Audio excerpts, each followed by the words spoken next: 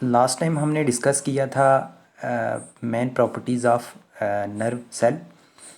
तो कल हमने सबसे पहले किया था एक्साइटेबिलिटी की बात की थी, कंडक्टिविटी की बात की थी। तो एक्साइटेबिलिटी में मैंने ये बात बताई थी कि जब भी कोई स्टिमुलस मिलेगा न्यूरॉन को, वो अपने आप को एक्साइट करवा लेंगे। देन उस एक्साइटेशन की क्या होगी, ट्रैवलिंग होगी अलोंग द एक्सॉन लेंथ। तो उसको हम क्या बोलेंगे, कंडक्टिविटी। अब स्टिमुलस बोला था, स्टिमुलस थ्रेशोल्ड स्टिमुलस के बारे में बात की, एडिक्वेट स्टिमुलस के बारे में बात की। देन उसके बाद mechanical stimuli, physical stimuli and physical stimuli, chemical stimuli, electrical stimuli की बात की, सुमेशन की हमने बात की। Then all and none principle की बात की, और नर्व इम्पल्स की हमने डिस्कस किया। अरेस्टिंग मेम्ब्रेन पोटेंशियल के बारे में डिस्कस किया। देन उसके बाद sodium pump ion exchange pump के बारे में हमने डिस्कस किया। तो then transmission of nerve fibre के बारे में हमने डिस्कस किया। तो आज हम डिस्कस करेंगे इम्पॉर्टेंट एक थ्योरी है जिनको हम मेम्ब्रेन और आयनिक, ये एल की जगह आई है, कंफ्यूज नहीं होना, मैं ये पीडीएफ में करेक्ट कर दूंगा। तो ये है कि मेम्ब्रेन और आयनिक थ्योरी ऑफ नर्व इम्पल्स के कोई मतलब साइंटिस्ट थे, उन्होंने क्या दिया था कि एक थ्योरी थ्योरेटिकल पोर्शन दिया था कि नर्व पल्स जो होती है वो जनरेट कैसे होती है, ट्रैवलिंग कैसे होगी उसकी, रेस्टिंग मेम्ब्रेन पोटेंशियल क्या होगा, एक्शन पोटेंशियल क्या होगा। तो ओवरऑल जब भी मतलब उन्होंने डिस्कस किया तो उन्होंने ये एक थ्योरेटिकल फॉर्म में इसको दे दिया था। तो ये जो मेम्ब्रेन आयनिक थ्योरी थी, ये प्रपोज सबसे पहले इंग्लिश फिजियोलॉजिस्ट ने की, न्यूरोलॉजिस्ट ने की, जिसका नाम क्या था, न्यूरोलॉजिस्ट ने की हेड किन ने और हक्सलिन ने की। कब की थी, 1930 में, लेट 1930 में की थी। अब इस थ्योरी में क्या था कि जो इलेक्ट्रिकल इवेंट्स होते हैं किसमें, नर्व फाइबर में, वो वही गवर्न करते हैं, मतलब वही क्या करवाते हैं, रेगुलेट करते हैं परमिबिलिटी को। अब परमिबिलिटी किसकी, मेम्ब्रेन की। अब परमिबिलिटी में क्या होगा कि sodium and ion potassium ion की क्या होगी, एक्सचेंज होगी। तो इट मीन्स वहाँ पे क्या हो रही है, रेगुलेशन हो रही है किसकी, इलेक्ट्रिक फील्ड की, मेम्ब्रेन के अक्रॉस। तो अब ये जो इंट्रैक्शन होगी डिफरेंट मतलब डिफरेंशियल परमेबिलिटी की, तो ये किसके लिए, किसकी वजह से होगी, स्टिमुलस की वजह से होगी। अगर स्टिमुलस हुआ तो एक थ्रेशोल्ड क्या मिलेगा, स्टिमुलस मिलेगा, और थ्रेशोल्ड स्टिमुलस मिलेगा तो नर्व क्या करेगा, अपने आप को एक्साइट करवा लेगा। अब इस थ्योरी के हिसाब से दो मेन फेजेस आते हैं, मतलब नर्व इम्पल्स जब भी जनरेशन होती है। तो सबसे पहला जो होता है वो रेस्टिंग मेम्ब्रेन पोटेंशियल होता है, और दूसरा जो होता है वो एक्शन मेम्ब्रेन पोटेंशियल होता है। तो जब हम मतलब ये भी मतलब जब हम बात करेंगे मतलब ट्रांसमिशन जो नर्व फाइबर की होती है अलोंग द एक्सॉन, तो वो क्या कहती है कि 4 फेजेस में होती है। अब ये रेस्टिंग मेम्ब्रेन पोटेंशियल क्या है, एक्शन मेम्ब्रेन पोटेंशियल क्या है, ये आगे हम डिस्कस करेंगे। तो ये जो नर्व इम्पल्स होती है, ये इसके 4 फेजेस होते हैं। सबसे पहले initiation of impulse. Initiation of impulse में ये होता है कि सबसे पहले स्टिमुलस मिलेगा, एक्साइट करवाएगा, एंड एक्साइट कंडक्शन होगी। देन उसके बाद क्या होगी कि ट्रांसमिशन होगी अलोंग द नर्व फाइबर, वही मतलब आयनिक एक्सचेंज वगैरह होंगे, डीपोलराइजेशन होगी।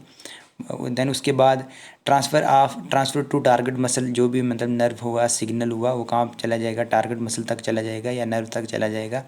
देन अब वो पहुंच के वहाँ पे क्या करेगा, लास्ट पे इफ़ेक्ट काज करेगा। मींस के फोर्थ जो फेज है ये क्या काज करता है, इफ़ेक्ट काज करता है। अब इस थ्योरी के हिसाब से कुछ मतलब डीपोलराइजेशन कैसे होती है, रीपोलराइजेशन कैसे होती है, तो उसको हम क्या करेंगे, डिस्कस करेंगे। तो जब भी हम डीपोलराइजेशन की बात करेंगे तो डीपोलराइजेशन का मतलब भी यही है कि न्यूरॉन क्या होगा उस वक्त, रेस्टिंग स्टेज में होगा। तो इस किस्म की मतलब कंडीशन को क्या हम कहते हैं, वोल्टेज गेट आयन चैनल कहते हैं, चैनल्स कहते हैं। तो नॉर्मली जब भी मैंने जैसे मैंने सोडियम आयन पंप में पढ़ाया था आपको कि एक्सचेंज होती रहती है किसकी, सोडियम और पोटेशियम आयन की, जिसकी वजह से वो जो मतलब इलेक्ट्रिकल पोटेंशियल जो क्या रहता है मेम्ब्रेन का, वो डेवलप रहता है, मेंटेन रहता है।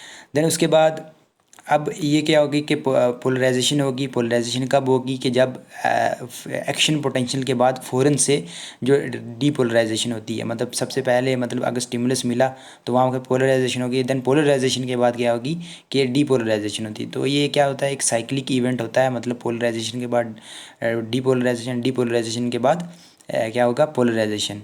तो ये डिपेंड करता है, स्टिमुलस पे डिपेंड करता है। तो अब इसमें क्या होगा कि जब भी एक्टिवेशन मतलब एक्टिवेशन होगी, सोडियम आयन क्या होगा, सोडियम आयन चैनल क्या होंगे, ओपन हो जाएंगे, और जो पोटाशियम आयन है वो क्या रहेंगे, क्लोज रहेंगे। नॉर्मल केसेस में बात कर रहा हूँ। तो जब भी मतलब स्टिमुलस उसको मिलेगा तो क्या होंगे कि सोडियम बाहर चला के जाएगा, इसके चैनल क्या होंगे, ओपन हो जाएंगे, और सोडियम क्या है कि अंदर आ जाएगा। तो इसी की वजह से ये जो नर्व इम्पल्स है ये क्या करती है, ट्रैवल करती है अलोंग द एक्सॉन। देन उसके बाद कुछ मिली वोल्ट की मतलब मिली वोल्ट चाहिए सेकंड में, मतलब 1 × 1000 मिली सेकंड वोल्ट मल्टी, मतलब ये जो वोल्ट होते हैं मिली वोल्ट होते हैं ये 1 मिली सेकंड में होते हैं। और ये जो स्ट्रेंथ होती है इसकी ये एडिक्वेट होती है, मीन्स थ्रेश होल्ड स्टिमुलस होता है जो काज करवा देता है किसको, स्टिमुलेशन को काज करवा देता है, नर्व इम्पल्स को काज करवा देता है। अब जब मतलब रेस्टिंग में पोटेंशियल, मतलब रेस्टिंग मेम्ब्रेन पोटेंशियल है तो उस वक्त इसकी जो वोल्टेज रहती है वो क्या रहती है, -70 रहती है, -70 मिली वोल्ट रहती है टुवार्ड ज़ीरो से। मतलब ये जो माइनस है ये शो कर रहा है कि डीपोलराइजेशन हो चुकी है मेम्ब्रेन की। अब ये जब हम इसकी एवरेज की बात करेंगे, मतलब 90 टू 40 -42 -90 मिली वोल्ट होता है, तो जब हम एवरेज की बात करेंगे तो एवरेज इसकी -70 होगी। तो अब ये जो स्टिमुलस होता है ये स्टिमुलस क्या होता है कि मतलब -55 टू -60 मिली वोल्ट का होता है, जिसमें भी मतलब क्या आ रहा है कि मतलब लेस देन 10 आ रहा है। तो इस किस्म की मतलब यही जो थ्रेश होल्ड पोटेंशियल है ये काज करवा देता है नर्व इम्पल्स को, एक्साइट करवा देता है न्यूरॉन को, जिसकी वजह से क्या होती है कि एक कंडक्टिविटी होती है इलेक्ट्रॉन्स में along the axoneme of axon. तो ये हम डायग्राम के ज़रिए, साइक्लिक डायग्राम के ज़रिए समझने की कोशिश करेंगे। तो आप सबसे पहले ये मैं जूम करके थोड़ा बता देता हूँ। तो सबसे पहले आप ये देख रहे हो कि ये जो जिसमें सर्कल है और सिर्फ मतलब क्या है कि प्लस दिया हुआ, मतलब वाइट ब्लैक कलर में नहीं दिया हुआ, तो ये आगे सोडियम आयन, और जिसमें ब्लैक सर्कल प्लस दिया हुआ है तो ये क्या आगे पोटेशियम आयन आगे। तो आप ये जब देख सकते हो कि वोल्टेज गेट जो सोडियम चैनल के हैं रेस्टिंग स्टेज में, तो वो क्या रहते हैं, क्लोज रहते हैं। तो ये आप देख सकते हो ये पहले से ही कि जो सोडियम के वोल्टेज गेट हैं ये क्या रहते हैं, ओपन नहीं होते, मतलब बाहर से ओपन नहीं होंगे लेकिन अंदर से क्या होंगे, ओपन होंगे। अब देन उसके बाद क्या होगी कि स्टिमुलस होगा, तो स्टिमुलस के बाद मतलब क्या होगी कि डीपोलराइजेशन ऐसे नॉर्मल केसेस पे तो काज होती रहती है। जैसे ये सोडियम क्या होगा कि सोडियम चैनल क्या हो जाएंगे, ओपन हो जाएंगे, तो सोडियम क्या होगा कि इनवार्ड की तरफ क्या करेगा, अंदर की तरफ क्या करेगा, ट्रैवल करेगा। तो ये होगा डीपोलराइजेशन। मतलब रीपोलराइजेशन के बाद डीपोलराइजेशन, मतलब जब जैसे जैसे नर्व इम्पल्स क्या करेगी, ट्रैवल करेगी, तो पीछे पीछे क्या होती रहेगी, डीपोलराइजेशन, तो आगे आगे क्या होती हो जाएगी, पीछे पीछे डीपोलराइजेशन, आगे आगे क्या होगी, पोलराइजेशन काज होगी। तो ये केस किस में है, डीपोलराइजेशन में, जहाँ पे जो सोडियम के गेट हैं वो क्या हो रहे हैं, ओपन हो रहे हैं। तो सोडियम क्या है कि अंदर की तरफ क्या कर रहा है, मूवमेंट शो कर रहा है। तो जब इस किस्म की मतलब जब भी ये डिपोलराइजेशन होगी तो इसमें जो वोल्टेज रहती है वो -70 से थोड़ा सा ऊपर चली जाती है। अब ज़ीरो से ऊपर ज़ीरो तक जाएगी तो तब हम क्या बोल सकते हैं कि ये जो रेस्टिंग मेम्ब्रेन पोटेंशियल है ये क्या काज क्या कर रहा है, एक्शन पोटेंशियल काज कर रहा है। तो ये आप देख सकते हो कि रीपोलराइजेशन में क्या होती है कि सोडियम के चैनल क्या हो जाते हैं कि ओपन हो जाते हैं। अब सोडियम क्या होगा, पोटेशियम क्या होगा, पोटेशियम के चैनल क्या हो जाते हैं, ओपन हो जाते हैं, और सोडियम के चैनल क्या हो जाते हैं, क्लोज हो जाते हैं। ये हो गया रीपोलराइजेशन में। रीपोलराइजेशन में एक्शन पोटेंशियल जो होती है वो पीक पे होती है, देन उसके बाद वो क्या करती है कि फॉल करना स्टार्ट कर देती है, जैसे ये आप ग्राफ के ज़रिए देख रहे हो। तो ये देन उसके बाद फिर से रीपोलराइजेशन कंप्लीट हो गई है। तो रीपोलराइजेशन कंप्लीट होने के बाद क्या आ जाती है, -70 एवरेज आ जाती है।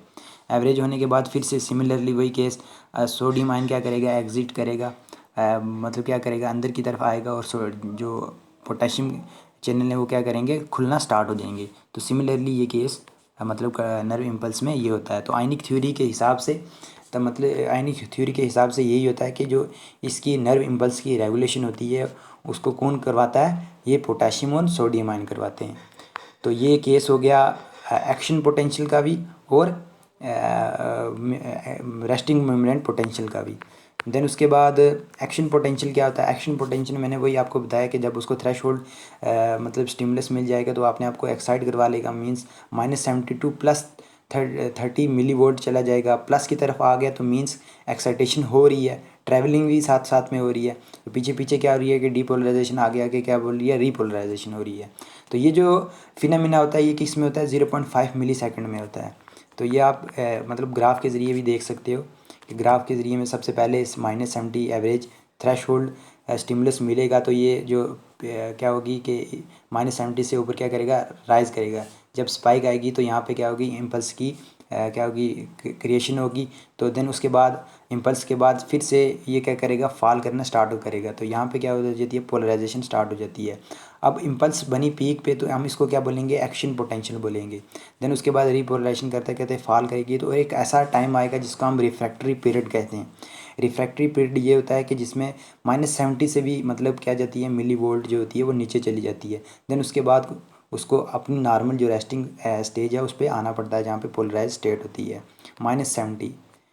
देन उसके बाद रिपोलराइजेशन में मतलब वही एक्शन पोटेंशियल होगा तो रिपोलराइजेशन स्टार्ट हो जाएगी। इसमें क्या होगा कि ये जो फिनोमेना ये भी 0.5 मिली सेकंड में होगा। इसमें जो आयनिक सोडियम आयन की कंसनट्रेशन है वो क्या होगी, इनसाइड बढ़ने लगेगी और पॉजिटिव चार्ज भी क्या होगा, इंक्रीज़ होगा। तो सोडियम चार्ज क्या चले जाएगा, बाहर की तरफ चले जाएगा, बाहर एक्स्ट्रा सेलुलर मैट्रिक्स की तरफ चला जाएगा। तो इसमें जो वोल्टेज रहती है रिपोलराइजेशन में -32 -70 रहती है, +32 -70 की तरफ रहती है। और ये भी फिनोमेना भी कब रहता है कि 1 to 5 मिली सेकंड में होता है। तो ये आप देख सकते हो डायग्राम में, बिल्कुल आपको पोलराइजेशन एंड रिपोलराइजेशन की क्लैरिटी आ जाएगी। तो सबसे पहले रेस्टिंग पोटेंशियल इस तरीके का होगा, normal sodium and ion potassium ion की पंपिंग होगी, अंदर की तरफ नेगेटिव चार्ज प्रोटीन होंगे, ऑर्गेनिक कंपाउंड होंगे और कुछ और भी आयंस वगैरह प्रेजेंट होंगे। तो अंदर की तरफ सबसे पहले जब रेस्टिंग स्टेज में क्या होता है, न्यूरॉन होता है, तो उसके अंदर क्या होता है कि पोटेशियम आयन की क्या होती है, कंसनट्रेशन ज़्यादा रहती है as compare to external environment. तो एक्सटर्नल इन्वायरमेंट में जो सोडियम चार्ज है वहाँ की कंसनट्रेशन, उसमें एक्सटर्नल इन्वायरमेंट में सोडियम की कंसनट्रेशन क्या रहती है, ज़्यादा रहती है। तो जब इसको स्टिमुलस मिलेगा तो ये क्या करेगा, सोडियम आयन अंदर की आना स्टार्ट कर देगा और पोटेशियम आयन सीधा बाहर जाना स्टार्ट कर देगा। ये आप देख सकते हो डायग्राम में। तो पीछे पीछे क्या हो रही है, डीपोलराइजेशन और आगे आगे पोलराइजेशन है। तो इस किस्म से मतलब डीपोलराइजेशन, फिर पोलराइजेशन, डीपोलराइजेशन, देन उसके बाद पोलराइजेशन। तो इस किस्म के पोल और डीपोलराइजेशन, पहले पोल बनते हैं फिर क्या करते हैं, टूटते हैं। तो इस किस्म से जो मूवमेंट होती है नर्व इम्पल्स की फ्राम डेंड्राइट टू एक्सॉन, या जिसे हम कह सकते हैं from one axon to another axon, इस तरीके से होती है। देन उसके बाद अब यही सोडियम आयन मतलब किस तरीके से ट्रैवल वगैरह अंदर की तरफ आता है। और जितना मतलब क्या होगा कि जितना ज़्यादा मतलब क्या होगा कि सोडियम आयन अंदर आए, सोडियम आयन अंदर आएगा तो इट मीन्स जो नर्व इम्पल्स है उसकी जो स्ट्रेंथ है वो क्या है, ज़्यादा है। देन उसके बाद साइनेप्सिस की करेंगे हम कल बात। ये आज हमने डिस्कस किया पूरे थ्योरी को हमने डिस्कस किया, तो कल हम डिस्कस करेंगे साइनेप्सिस के बारे में। तो ये जो एक मतलब मैंने रिफ्रैक्टरी पीरियड के बारे में बोला था। रिफ्रैक्टरी पीरियड क्या होता है कि जब भी मतलब जो -70 से नीचे चले जाएगा मिली वोल्ट, देन उसके बाद वो अपने आप को क्या करेगी, स्टेबिलिटी की तरफ लाएगी, रेस्टिंग की तरफ लाएगी।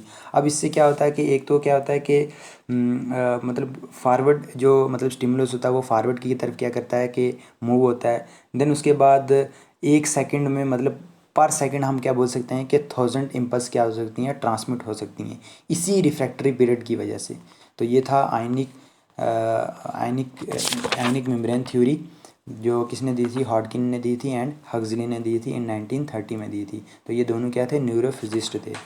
तो ये आप इसको करो अच्छे से, अगर कहीं से समझ ना आए एक बार खुद से पढ़ो और बिल्कुल आपको समझ आ जाएगी, बिल्कुल इजी बना के मैंने लिखा हुआ है। और अगर फिर भी ना समझ आई तो आप मेरे से पूछ सकते हो, कोई भी डाउट हो तो कभी भी आप मेरे से पूछ सकते हो।